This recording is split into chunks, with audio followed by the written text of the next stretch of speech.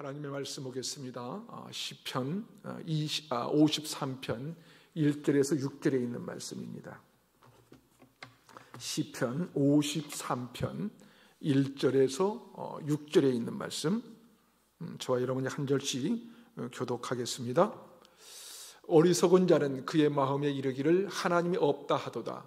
그들은 부패하며 가증한 악을 행하며 선을 행하는 자가 없도다.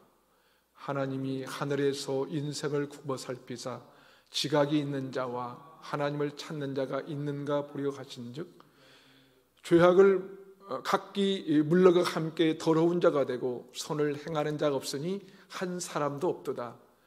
죄악을 행하는 자들은 무지하냐? 그들이 떡 먹듯이 내 백성을 먹으면서 하나님을 부르지 아니하는도다. 그들이 두려움이 없는 곳에서 크게 두려워하였으니 너를 대항하여 진친 그들의 뼈를 하나님이 흩으심이라. 하나님이 그들을 버리셨으므로 내가 그들에게 수치를 당하게 하였도다. 시온에서 이스라엘을 구원하여 줄 자 누구인가? 하나님이 자기 백성의 포로된 것을 돌이키실 때에 야곱이 즐거워하며 이스라엘이 기뻐하리로다. 아멘. 시편의 시작은 하나님의 말씀을 주야로 묵상하는 자에게 특별한 복이 임한다는 말씀으로 시작이 되고 있습니다. 하나님이 주시는 이 형통의 복은 말씀을 묵상하는 가운데 가능합니다. 말씀을 묵상하는 것은 우리의 갈급함을 채우는 능력입니다. 우리에게 기쁨과 이 평강을 주는 놀라운 능력입니다. 또한 이 삶의 그 지혜를 주는 특별한 능력입니다. 오늘 또 하나님의 말씀을 우리가 묵상하고 기도로 나아가는 여러분을 주님의 이름으로 축복합니다. 성경은 우리에게 분명히 말씀하는데요, 모든 이 지혜의 근본은 하나님을 아는 데 있다라고 말씀합니다. 다시 말해서 하나님을 불신하는 것은 죄의 시작이라고 볼 수 있다는 것이죠. 그것에 대해서 말씀하고 있는 시편 53편은 세 부분으로 나눌 수 있습니다. 먼저 1절에서 3절은 하나님은 없다고 하는 어리석은 자들의 한탄의 내용입니다. 그리고 이 4절과 5절은 그들에 대한 심판을 말하고 있고요, 6절은 그런 가운데에서 하나님께서 우리를 구원해 주실 것을 확신하며 그 구원을 소망하며 드리는 고백으로 시편 53편을 마치고 있습니다. 1절을 한번 보십시오. 1절을 다시 한번 읽어볼까요? 1절 시작. 어리석은 자는 그의 마음에 이르기를 하나님이 없다 하도다.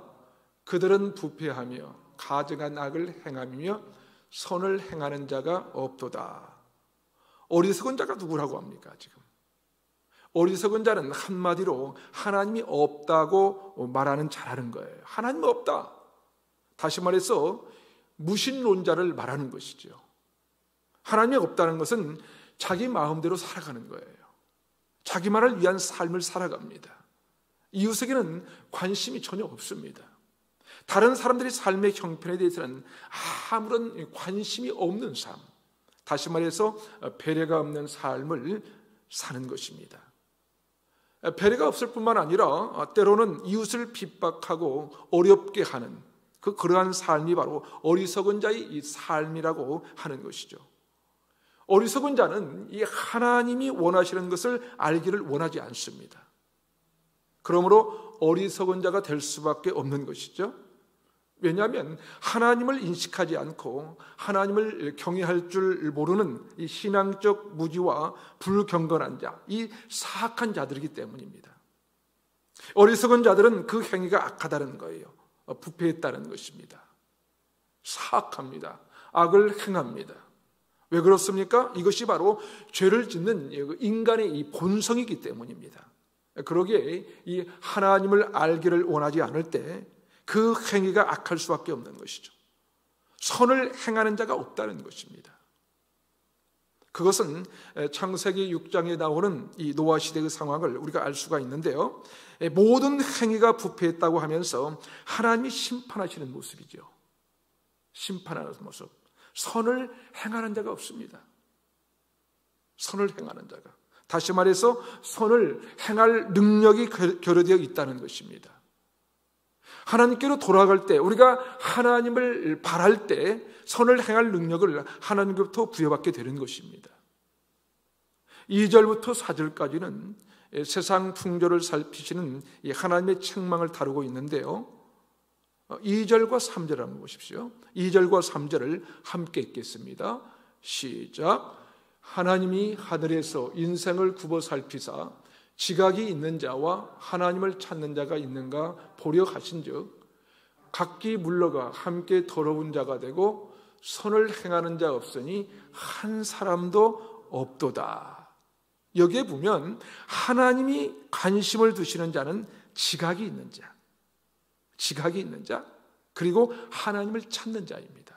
하나님을 찾는 자. 지각이 있는 자는 이 통찰력이 있는 자예요. 통찰력이 있고 분별력이 있는 자라는 거예요. 다시 말해서 하나님을 알려고 하는 자입니다. 그러니까 하나님의 그 존재를 인식하고 있을 뿐만 아니라 하나님이 무엇을 원하시는지 알고 있는 자를 의미하는 것이죠. 1절에서 말하는 어리석은 자와 이 대조되는 자를 말하는 것입니다. 그리고 하나님을 찾는 자, 이 하나님을 찾는 자는 예배나 생활 가운데 하나님을 만나기를 소망하고 바라는 자를 얘기합니다. 다시 말해서 하나님을 예배하는 자, 더 나아가 하나님의 뜻대로 사는 자라고 할 수 있는 것이죠. 하나님께서는 이와 같이 지각이 있어서 당신을 찾는 자가 있는지 살펴보신다는 거예요. 그러니까 하나님의 뜻을 이루고자 하는 사람에게 관심이 있다는 거예요.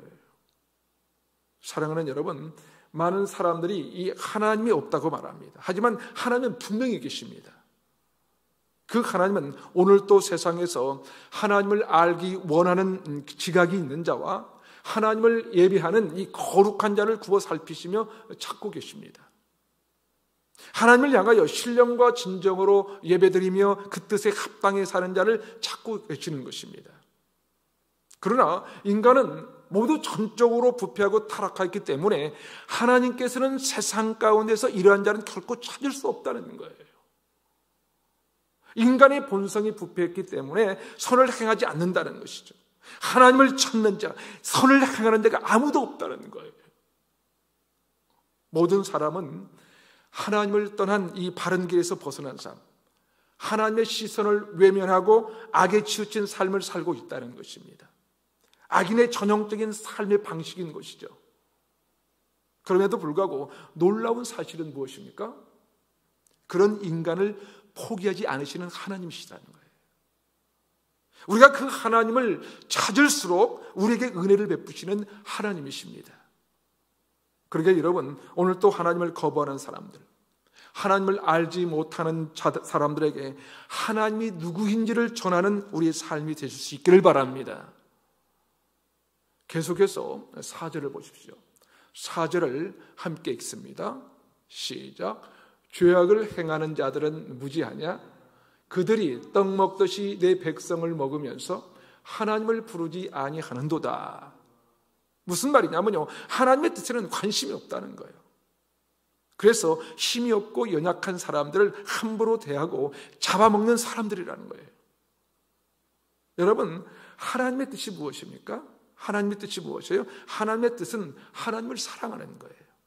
하나님을 사랑하고 내 이웃을 내 몸과 같이 사랑하는 거예요. 다시 말해서 하나님을 아는 자, 하나님의 성품을 닮아가는 사람은 이웃에 대해 배려가 있다는 거예요. 이웃에 대해 배려가 있고 이웃을 내 몸과 같이 사랑한다는 것입니다. 그러므로 이웃과 함께 아름다운 공동체를 이루어가는 사람들이에요. 여러분, 세상의 모든 악과 부패는 어디에서 시작되는지 아십니까? 어디에서 시작돼요? 바로 하나님을 아는 지식이 없는 데서 시작이 되는 거예요. 하나님. 다시 말해서 하나님의 뜻에 관심이 없는 데서 모든 악과 부패가 시작이 된다는 거예요. 하나님을 알지 못하기에 이웃에 대한 배려가 없어요. 배려가. 이웃을 내 몸과 같이 사랑할 수 없는 것이죠. 그러므로 아름다운 공동체를 이룰 수가 없는 것입니다. 그런 세상 가운데 우리 그리스도인들이 해야 할 일이 무엇입니까? 우리 모두 가정과 가족들은 물론이요, 뭐예요? 우리의 이웃들과 함께 건강한 공동체를 이루어갈 수 있는지, 하나님의 사랑을 나누며 사는 복된 삶을 살아갈 수 있기를 바랍니다. 하나님을 알기를 원하지 않는 사람, 그는 선을 행하기보다 악을 행할 수밖에 없는 존재들이에요. 그래서 자기보다 연약한 사람들을 어떻게 합니까? 무자비하게 대해야, 무자비하게 대하고 그들에게 고통을 안겨줍니다. 우매한 자들은 그런 자신의 죄가 얼마나 큰지, 비참한 결과를 가져오는지를 알지 못하기 때문에 그래요. 그리고 하나님의 은혜로우심과 긍휼하심에 대하여 알지 못하기 때문인 것이죠. 계속해서 5절을 보십시오. 5절을 함께 읽어볼까요? 시작. 그들이 두려움이 없는 곳에서 크게 두려워하였으니 너를 대항하여 진친 그들의 뼈를 하나님이 흩으심이라. 하나님이 그들을 버리셨으므로 내가 그들에게 수치를 당하게 하였도다. 1절에서 4절까지 해서 시인은 하나님을 부정하는 어리석은 자들의 이 보편적인 타락상을 다루었다면, 이제 5절과 6절에서는 어리석은 자들과 하나님의 백성의 이 종말론적 운명을 대조하고 있습니다. 먼저 5절은 이 하나님을 부정하는 어리석은 자들의 이 종말론적인 이 운명을 말하는데요, 어리석은 자들이 하나님을 알지 못하니까 두려움이 없다는 거예요. 두려움이 없고 함부로 대하는 것이죠. 그럼에도 불구하고 승승장구하는 상황에 하나님은 어떻게 하시냐면요, 그들의 그런 상황에서 크고 두렵게 하시겠다는 거예요. 그들이 두려움이 없는 곳은 무엇입니까? 그들의 두려움이 없는 곳은 뭐예요? 그곳은 악인들이 하나님의 백성들에 대하여 진친 곳을 가리키는 것입니다. 그러니까 하나님의 백성을 공격하려고 악인이 진치고 있는 곳이에요. 그곳은 악인들에게 두려운 장소가 아니라 승리를 위한 이 기다림과 기대의 장소인 것이죠. 그러나 하나님께서 그곳을 두려움의 장소로 바꾸셨다는 것입니다. 무서운 공포가 그들을 휩싸이게 된다는 거예요. 여러분, 두려움이 무엇입니까? 두려움이 그들의 인생에 평강이 없다는 거예요. 그렇지 않나요? 평강이 없어요. 평강이 사라지고 두려움과 공포 속에 매여 있는 인생입니다. 그런 그들의 결론은 어떻게 된다고 얘기합니까? 어떻게? 하나님께서 그들의 뼈를 흩으신다고 했어요. 흩으신다. 이것은요, 전쟁을 비유하며 말씀하신 것인데요, 고대 근동에서 죄인의 뼈나 패전국의 이 병사들의 시체는요, 누구도 장사하지 않았다는 거예요.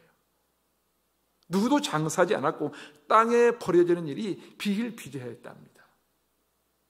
결국 이 근동의 이 뜨거운 태양볕과 무시무시한 이 모래바람과 함께 그들의 뼈는 어떻게 사방으로 흩어지고 만다는 거예요. 흩어지고 만다는 거예요. 그와 같이 그들의 시체가 땅에 버려지는 상황이 된다는 것이죠.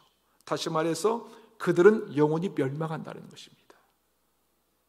이것은 하나님을 부정하고 선민을 괴롭힌 이 악인들의 멸망과 하나님으로부터 받게 되는 영원한 이 수치와 이 멸망을 암시하는 것입니다.